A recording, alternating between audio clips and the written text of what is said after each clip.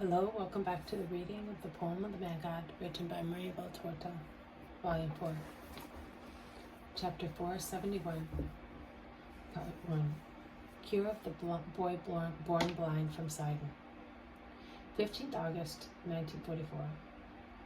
I see Jesus come out of a synagogue surrounded by his apostles and by a crowd of people. I realize that it is a synagogue because through the wide open door I could see the same furniture that I saw in the synagogue of Nazareth in one of the visions preparing for Passover. The synagogue is in the main square of the village, a bare square surrounded only by houses, with a basin in the center nourished by a fountain, pouring lovely clear water from only one jet of stone carved like a bent tile. The basin is used to water quadrupeds and many doves which fly about from house to house.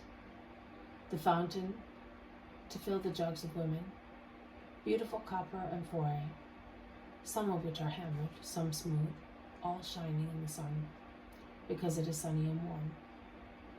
The earth of the square is dry and yellowish, as when it is parched by strong sunshine.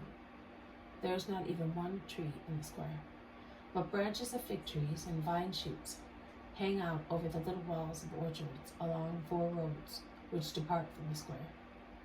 It must be the end of summer and the end of a day, because ripe bunches of grapes are hanging from the pergolas, and sunbeams are not perpendicular, but oblique as at sunset. In the square, some people are waiting for Jesus, but I do not see any miracle among them. Jesus passes. He bends over them. He blesses and comforts them, but he does not cure them, at least for the time being. There are also women with children and men of all ages. They appear to be known to the Master, who greets them, calling them by their names, and they crowd round him with familiarity. Jesus caresses the children, bending lovingly over them. In a corner of the square is a woman with a little boy or girl. They are all dressed alike with light-colored little tunics. She does not seem to come from here. I would say that she is of higher social standing than the others. The dress is more elaborate, with braids and folds. It is not the plain tunic of ordinary women, with only a cordon to adorn and shape it. This woman, instead, is wearing an elaborate dress, which, although not a masterpiece like the garments of Mary Magdalene, is very graceful. She has a light veil on her head, much lighter than the other women's veils, which are made of thin linen fabric, whereas hers is almost muslin, so light it is. It is gracefully pinned at the middle of her head, displaying her well-combed brown hair, with locks plaited in a simple fashion, but with more skilled care than those of the other women, whose tresses are in a knot on the napes of their necks, or form a circle around their heads. On her shoulders, she has a real mantle, that is, a cloth which I do not know whether it is sewn or woven in a round shape, with around the neck a braid ending in a silver clasp. The cloth of the mantle falls in beautiful wide folds down to her ankles. The woman is holding by the hand the little boy or girl I mentioned previously, a lovely boy about 7 years old. He is also strong, but not in the least lively. He is standing very quietly beside his mother, his hand in hers, with his head lowered, without taking an interest in what is happening. The woman is watching, but she dare not approach the group which has gathered around Jesus. She seems undecided, as while she is urged by her desire to go, she is afraid of moving forward. She then decides to take a middle course, to attract Jesus' attention. She sees him take in his arms a beautiful, big, rosy, smiling baby, whom a mother has offered him, and whom he dandles, pressing him to his heart while speaking to a little old man. She bends over her little boy and says something to him. The boy raises his head. I now see a sad little face, with closed eyes. He is blind. "Have mercy on me, Jesus," he says. The infantile little voice cleaves the still air of the square and arrives as far as the group with its lament. Jesus turns round and sees him.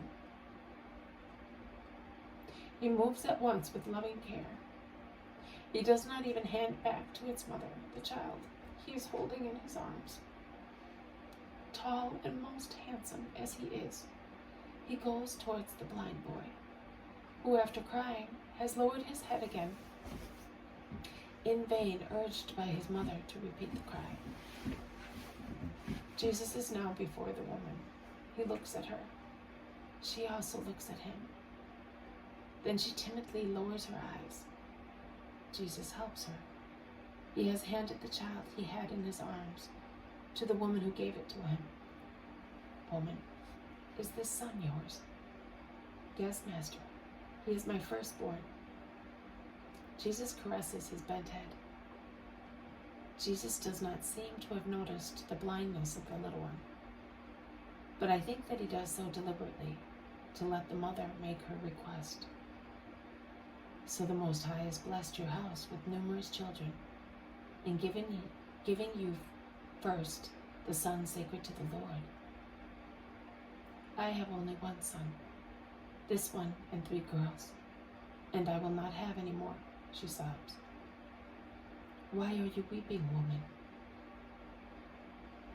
Because my son is blind, Master,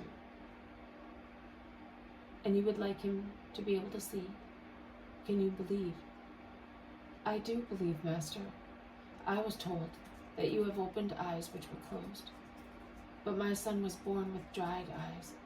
Look at him, Jesus. There is nothing under his eyelids. Jesus raises towards himself the little face, prematurely serious, and looks closer, lifting the eyelids with his thumbs. There are empty spaces under them. He resumes speaking, holding with his hand the little face raised towards himself. Why have you come then, woman? Because I know that it is more difficult for my boy, but if it is true that you are the expected one, you can do it. Your Father created the worlds. Could you not make 2 eyes for my child? Do you believe that I can't come from the Father, the Most High Lord? I believe it, and I believe that you can do everything. This has been a reading from the Poem of the Man God, written by Maria Valtorta, Volume 4, Chapter 471, Part 1, Cure of the Boy Born Blind, from Sidon. Thank you for listening. I will see you tomorrow. May God bless you, and may peace be with you.